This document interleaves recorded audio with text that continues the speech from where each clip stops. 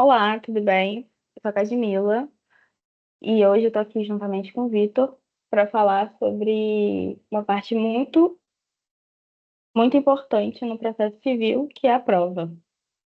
E a gente vai falar sobre o que vale, o que não vale e conceituar também.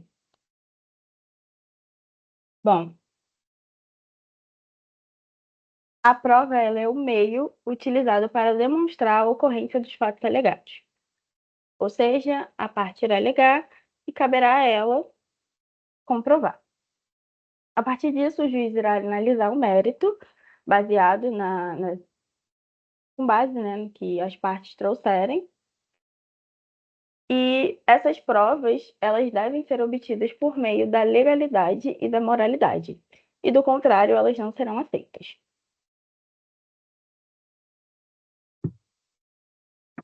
Bom, os meios de prova utilizados no processo civil brasileiro são provas típicas, que são as provas previstas em lei. São elas testemunhas, documentos, perícia, confissão e depoimento pessoal. E provas atípicas, que são as que não estão expressamente previstas em lei, mas que são admitidas desde que estejam dentro da moralidade. E como exemplo, né, de prova atípica, a gente tem aí o print de WhatsApp, por exemplo. O print de WhatsApp ele pode ser aceito como prova, desde que ele seja autêntico e esteja dentro da moralidade. Bom, assim como a gente tem os meios de prova lícitos, a gente também tem a prova ilícita. E a prova ilícita, ela é basicamente a prova obtida de forma que viola a lei ou os direitos fundamentais. Então, por exemplo, a gravação clandestina de uma conversa alheia. Você não pode gravar uma conversa de pessoas alheias e tentar utilizar como prova. No entanto, existe uma exceção jurisprudencial, né, que é a gravação divulgada por um dos interlocutores. Então, quando a conversa ela for gravada por um dos interlocutores, essa prova ela pode ser considerada lícita e pode ser aceita dentro de um processo.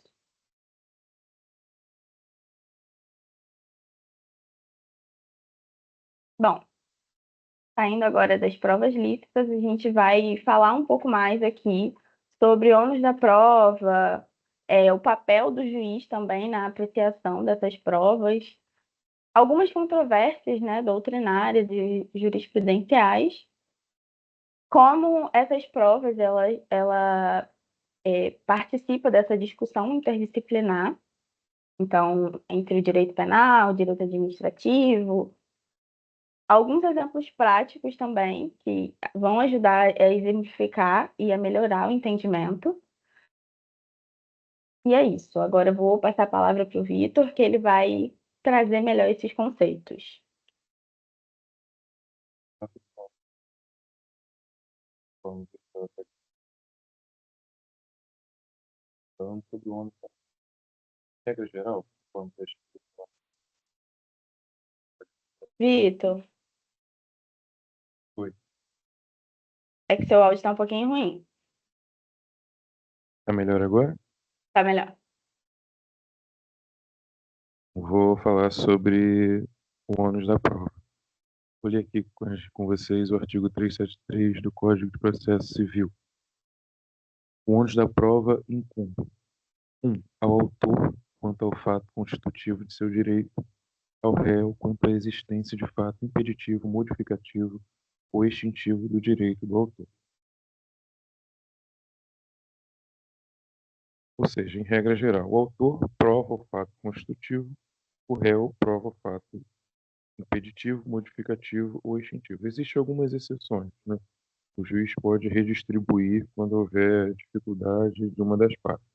Por exemplo, uma ação de consumo em que o consumidor não tem como provar o defeito técnico do produto, aí cabe ao fornecedor produzir a prova. Agora sobre o papel do juiz na apreciação da prova. O juiz aprecia a prova com livre convencimento motivado, né, conforme o artigo 371 do CPC.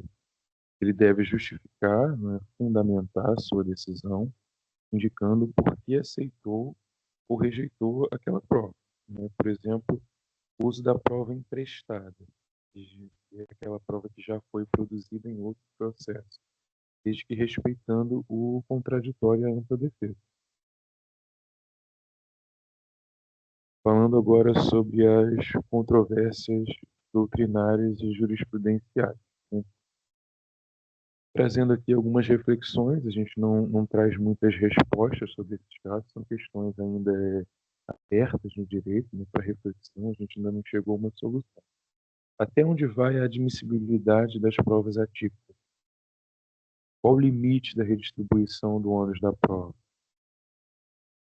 O debate sobre a flexibilização da inadmissibilidade da prova ilícita quando houver colisão de direitos fundamentais. Vou trazer alguns exemplos. Caso simples. O autor alega um empréstimo. Ele precisa provar. O réu nega. Ele não precisa provar o não recebimento. Prova negativa. Prova atípica.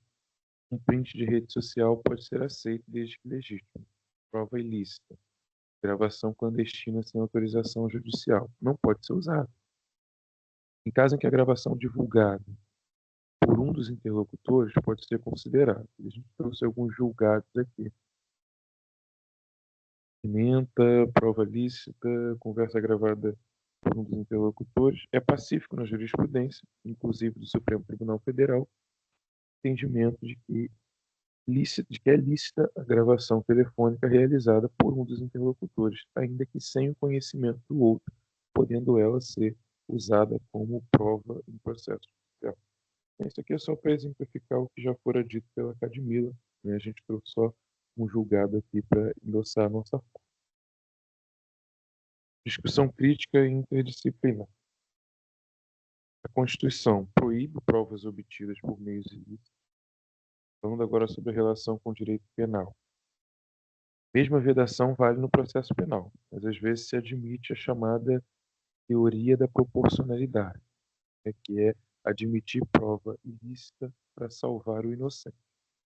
Direito administrativo, sindicâncias e pares também dependem de provas, mas sempre respeitando o contraditório e a ampla defesa. Trazendo aí a controvérsia, até onde o juiz pode aceitar provas atípicas? Como equilibrar a busca da verdade com os limites constitucionais? Para concluir, nós vimos nessa conversa que a prova é fundamental no processo civil, mas precisa ser produzida dentro da legalidade e respeitando as garantias constitucionais. O juiz tem papel central ao valorar essas provas, mas não pode admitir tudo.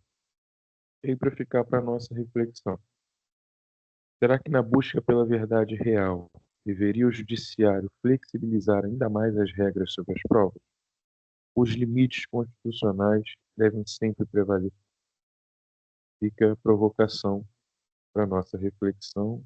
Te agradece a atenção. Tchau, tchau. É isso. É, Então, reiterando aí o que o Vitor falou, a prova ela é muito fundamental, né, no nosso processo civil. E a gente tem que estar sempre atento na questão da produção dentro da legalidade e sempre respeitar, né, as garantias constitucionais. Bom, é isso. Esse é o nosso podcast. E fiquem atentos para os próximos episódios.